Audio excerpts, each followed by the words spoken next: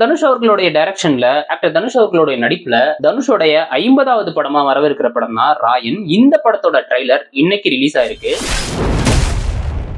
இந்த ட்ரெய்லரை பார்க்கும்போது உங்களுக்கு எந்த வகையிலுமே கதை தெரிஞ்சிடக்கூடாது அப்படிங்கிறத ரொம்ப கவனத்துல வச்சு இந்த ட்ரெய்லர் கட் பண்ணிருக்காங்க. அண்ட் இந்த ட்ரெய்லர் ரொம்ப சின்னதா இருக்கு, 1 minute 50 seconds தான். இதுக்குள்ள என்னெல்லாம் கொடுக்க முடியுமோ அதை மட்டும் கொடுத்துருக்காங்க. கதையை எந்த வகையிலுமே நீங்க கெஸ் பண்ண முடியாத அளவுக்கு இந்த ட்ரெய்லரை கட் பண்ணிருக்காங்க.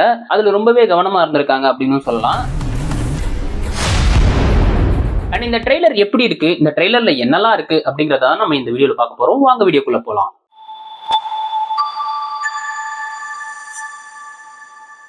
அண்ட் இந்த ட்ரெய்லரோட ஓப்பனிங்லயே தனுஷ் வந்து பயங்கரமா சண்டை போட்டு யாரையோ பயங்கரமா அடிச்சுட்டு வந்திருக்காருன்னு நினைக்கிறேன். ஏன்னா ரத்தமும் கரையுமா வந்து உட்கார்றாரு. அவருக்கு மேல துஷாரா விஜயன் வந்து தண்ணி ஊத்துறாங்க. அவர் மேல அந்த ரத்த கரையெல்லாம் அப்படியே போகுது. அப்படியே கட் பண்ணா பிளாஷ்பேக் போர்ஷன்ல செல்வராகவனும் குட்டி தனுஷும் உட்காந்து பேசுற மாதிரியான ஒரு சீக்வன்ஸ் காட்டுறாங்க. இப்ப செல்வராகவன் அவர்கள் கேட்கிறாரு, காட்டுல எது ரொம்ப ஆபத்தான மிருகம்னு நினைக்கிற அப்படிங்கிற மாதிரி கேட்கிறாரு. அதுக்கு வந்து சிங்கம் அப்படின்னு தனுஷ், அந்த குட்டி தனுஷ் கேரக்டர் வந்து பதில் சொல்ற மாதிரி காட்டுறாங்க. அதுதான் கிடையாது, காட்டுலயே ரொம்ப ஆபத்தான மிருகம் வந்து ஓனாய். காட்டுல என்னதான் சிங்கம், புலி, சிறுத்தை இந்த மாதிரியான பயங்கரமான மிருகங்கள்லாம் இருந்தாலும் ஓனாய் அப்படிங்கிறது ரொம்பவே ஆபத்தான மிருகம். ஏன் அப்படின்னு கேட்டனா, சிங்கத்துக்கிட்டயோ இல்ல புலிகிட்டயோ ஓனாய் வந்து சண்டை போடுது, அதாவது 1-on-1 சண்டை போடுது அப்படிங்கிற பட்சத்துல ஈஸியா வந்து சிங்கம் வந்து ஓனாயை அடிச்சு சாப்பிட்டுரும். ஆனா அதே ஓனாயோட அந்த தந்திரத்தை பயன்படுத்தி அது கூட்டமா வந்து தாக்குச்சுன்னு வச்சுக்கோங்களேன், புலியா இருக்கட்டும், சிங்கமா இருக்கட்டும், சிறுத்தையா இருக்கட்டும், எல்லாமே காலி ஆயிடும் அப்படிங்கறத அவர் சொல்றாரு. இந்த நேரத்துல இந்த சிங்கம், புலி, சிறுத்தை அப்படிங்கிற 3 கேரக்டரிஸ்டிக்ஸ்ல யார் யாரை காட்டுறாங்க அப்படின்னு பாத்தீங்கன்னா, சிங்கம் அப்படிங்கிற கேரக்டர் ஆப்வியஸ்லி நம்ம தனுஷ் மாதிரி வருவான். அதுக்கப்புறம் அடுத்த தம்பியா இருக்கக்கூடிய நம்ம சுதீப் கிஷான் வந்து புலி, அதுக்கப்புறம் காளிதாஸ் ஜெயராம் அந்த கடைசி தம்பியா இருக்கிற அவர் வந்து சிறுத்தை, அப்படி இந்த மாதிரி காட்டுறாங்க. அண்ட் இந்த 3 பேரை எதிர்க்கிற தந்திரமா தாக்க போற அந்த ஓனாய் யாருன்னு பாத்தீங்கன்னா அதுதான் நம்ம எஸ்.ஜே. சூர்யா. சோ இந்த 3 பேரையுமே காட்டும் போது தனித்தனியா ஒரு மிருகங்களோட பேரை சொல்றாங்க. அந்த மிருகங்களை எதிர்க்கிற அந்த ஓனாய் யார் அப்படின்ற போது எஸ்.ஜே. சூர்யாவை காட்டுறாங்க. ஓனாய் இந்த படத்துல இந்த 3 அண்ணன் தம்பிங்களுக்கும் எஸ்.ஜே. சூர்யா அண்ட் சரவணன் இந்த கேங்குக்கும் நடக்கிற சண்டை தான் இந்த படம் அப்படிங்கிறது இந்த ட்ரெய்லரை பார்க்கும்போது நம்மளால கெஸ் பண்ண முடியுது. ஆனா எதனால சண்டை வருது, ஏன் சண்டை வருது, இவங்க 2 பேருக்கும் அப்படி என்ன பகை அப்படிங்கறத இந்த ட்ரெய்லர்ல காட்டவே இல்லை. நம்மளால கெஸ் பண்ணவும் முடியல. ஏன்னா இது மொத்தமாவே இவங்க வந்து அவங்களை அடிக்க போறாங்க, அவங்க வந்து இவங்களை எதிர்க்கிறாங்க அப்படிங்கிற 2 விஷயம் மட்டும் தான் தெரியுதே தவிர இதுல மத்த எந்த விஷயத்தையும் நம்மளால கெஸ் பண்ண முடியல. அந்த அளவுக்கு தான் ட்ரெய்லர் கட் பண்ணிருக்காங்க. ஆனா ஒரு சில விஷயங்களை நம்ம ப்ரெடிக்ட் பண்ணலாம். அப்படின்னா ஒருவேளை இப்ப இந்த 3 பேர் போய் அவங்களை அடிக்கிறாங்க, இதுல சம்பந்தப்படாத உங்க குடும்பத்தை சேர்ந்த ஆள் யார் அப்படின்னு பாத்தீங்கன்னா துஷாரா விஜயன். துஷாரா விஜயனால இவங்க 2 பேருக்கும் பிரச்சனை வந்திருக்குமோ அப்படிங்கிற மாதிரி தோணுது. ஆக்சுவலி அது வந்து ஒரு பாலியல் வன்புணர்வா இருக்கலாம், இல்ல வேற ஏதாவது சம்பந்தப்பட்ட விஷயங்களா இருக்கலாம். அந்த மாதிரி காரணத்தால இவங்களுக்கு 2 பேருக்கும் சண்டை வந்திருக்கலாம் அப்படிங்கிற மாதிரி நமக்கு தோணுது. அண்ட் இந்த காட்டப்படாத இன்னொரு கேரக்டர் இருக்காங்க, அவங்க தான் அபர்ணா பாலமுரளி. அவங்க இந்த ட்ரெய்லர்ல சும்மா காட்டல. மேபி அவங்களாலே கூட இந்த சண்டை வரதுக்கான வாய்ப்பு இருக்கு. ஏன்னா எதை வேணாலும் பண்ணலாம். நம்ம கெஸ் பண்ற விஷயத்த அவங்க பண்ணிட்டாங்கன்னா அப்புறம் அவங்க என்ன ஃபில்ம் மேக்கர். ஸோ நம்ம கெஸ் பண்ண முடியாத ஒரு விஷயத்தை தான் அவங்க பண்ணுவாங்க. அப்படிதான் இந்த படம் இருக்க போதோ அப்படிங்கிற மாதிரி எனக்கு தோணுது.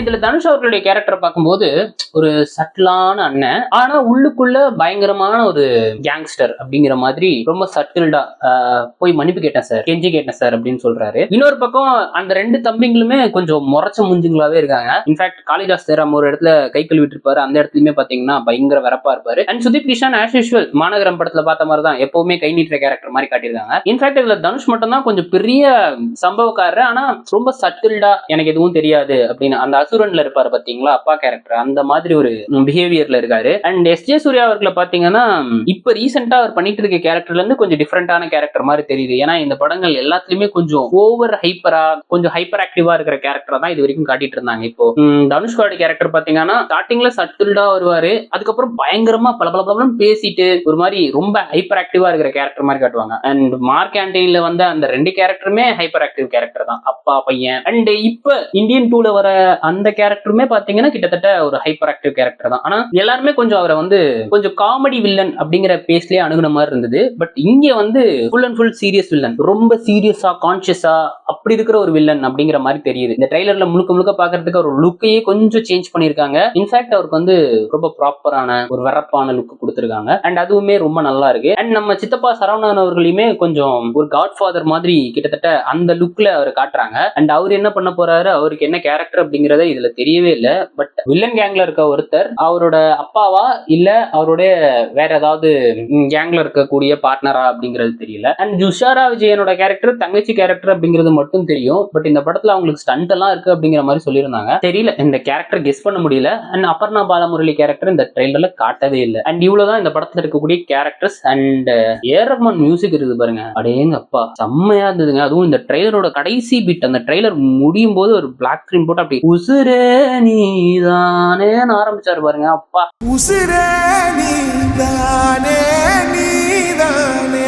ஐயோ, அந்த இடம் வந்து பயங்கர கூஸ்பம்ஸா இருந்தது. அண்ட் அவருடைய குரலே வேற லெவல்ல இருக்குதுங்க. பெரிய பாய் வந்து ட்ரைலர் ஃபுல்லா வாசின்னு வாசிச்சிருக்காரு. அதுலயும் அந்த எண்டு பிட்ல அவர் பாடுறது இருக்கு பாருங்க, அப்படியே மண்டுக்குள்ள ஓடிட்டே இருக்கு, திரும்ப திரும்ப கேக்குற மாதிரி. அண்ட் அந்த பாட்டுலயே அவரு அந்த அவருடைய அந்த குரல் தனியா தெரியும். அந்த தனுஷ் ஒரு பக்கம் பாடி பயங்கரமா போயிட்டு இருக்காருன்னா, ஏஆர் ரஹ்மான் வந்து அந்த அந்த போர்ஷன்ல மட்டும் அப்படியே தூக்கி சாப்பிடுறாரு. அண்ட் ஆடியோ லான்ச் ஃபங்க்ஷன்லயுமே அந்த அவங்க பாடினது செம்மையா இருந்தது. பட் இப்ப நம்ம போட்டோம்னா காப்பி ரைட் ஸ்ட்ரைக் தான் வரும். பட் அவங்க நல்லா பாடி இருந்தாரு, அவ்வளவுதான், அதான் சொல்லணும். அண்ட் இந்த ட்ரெய்லர் பார்க்கும்போது உங்களுக்கு எப்படி ஃபீல் ஆச்சு அப்படிங்கறது சொல்லுங்க. அண்ட் தனுஷ் அவர்களுடைய டைரக்ஷன் மேல எனக்கு ஒரு பெரிய நம்பிக்கை இருக்கு. ஏன்னா தனுஷ் அவர்களோட ஃபர்ஸ்ட் படத்தை நான் தியேட்டர்ல போய் பார்த்தேன். இன்ஃபேக்ட் அது ரொம்ப ரொம்ப மெமரபிளான மூமெண்ட். ஏன்னா ரேண்டமா நான் வீட்டுல உட்காந்து சும்மா போன் நோண்டிட்டு இருக்கும்போது சின்ன வயசு ஸ்கூல் ஃப்ரெண்ட் வந்து திடீர்னு கூப்பிட்டான், வாடா படத்துக்கு போலாம் அப்படின்னு. அண்ட் ரேண்டமா அவன் கூப்பிட்டதே இல்லை, இது வரைக்கும் அவன் பெருசா என்கிட்ட பேசினது கூட இல்லை. ஒரே ஏரியால தான் இருக்கும், ஒரு 4-5 வீடு டிஸ்டன்ஸ்ல தான் இருக்கும். நாங்க பெருசா பார்த்து பேசிக்கிட்டது கூட கிடையாது.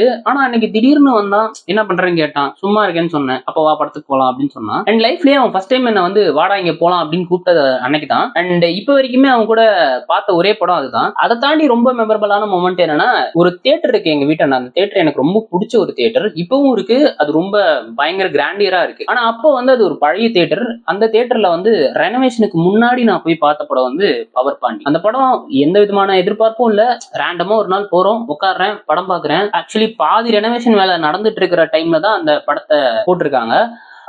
கடைசியா அந்த தியேட்டர்ல அந்த கட்டச்சேர்ல உட்காந்து பார்த்த படம் அதுதான். அதனாலேயே அது ரொம்ப மெமரபிளான படம். அதுக்கப்புறம் அந்த தியேட்டர்ல நான் 50-60 படம் கிட்ட பார்த்திருப்பேன். பட் இருந்தாலும் அந்த படம் பார்த்தது எனக்கு இப்ப வரைக்குமே மெமரியில இருக்கு. ஏன்னா நான் அந்த தியேட்டர்ல ரொம்ப சின்ன பையன்ல இருந்து ஒரு காலேஜ் படிக்கிற பையன் வரைக்கும் அந்த தியேட்டர்ல, அந்த பழைய தியேட்டர்ல படம் பார்த்திருக்கேன். அதுல கடைசியா எனக்கு இருக்கிற மெமரி வந்து பவர் பாண்டி தான். ஸோ அதனால அந்த தனுஷ் அவர்களோட ஃபர்ஸ்ட் படம் வந்து எனக்கு ரொம்ப மெமரபிளான ஒரு படம்.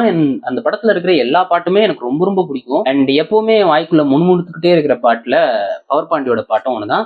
அண்ட் எத்தனை போன் மாத்தினாலும் என்னோட பிளேலிஸ்ட்ல வந்து ஒரு நல்ல இடத்தை பிடிச்சிருக்கிற பாட்டுமே பவர் பாண்டியோட பாட்டு தான். சோ அதனாலேயே எனக்கு இந்த படத்துக்கு ஒரு எக்ஸ்பெக்டேஷன்ஸ் இருக்கு. அதுவுமே இந்த படத்தை தனுஷ் அவர்களுடைய ஃபேன்ஸும் மிகப்பெரிய அளவுல எக்ஸ்பெக்ட் பண்ணுவாங்க. அண்ட் ரெண்டாவது, இந்த படம் அவருடைய பிறந்த நாளுக்கு 2 நாள் முன்னாடி வர்றதுனால ஒருவேளை படம் பயங்கரமா இருந்ததுன்னு வச்சுக்கோங்களேன், தியேட்டருக்குள்ளேயே பயங்கர செலிப்ரேஷனா இருக்கும் பிறந்த நாள் அன்னைக்கு. அண்ட் இந்த படத்தை பாக்குறதுக்கு நீங்க எத்தனை பேர் ஆர்வமா இருக்கீங்க அப்படிங்கறத மறக்காம கமெண்ட் செக்ஷன் சொல்லிட்டு போங்க. நம்ம சேனல் மறக்காம சப்ஸ்கிரைப் பண்ணிக்கோங்க. தேங்க்யூ.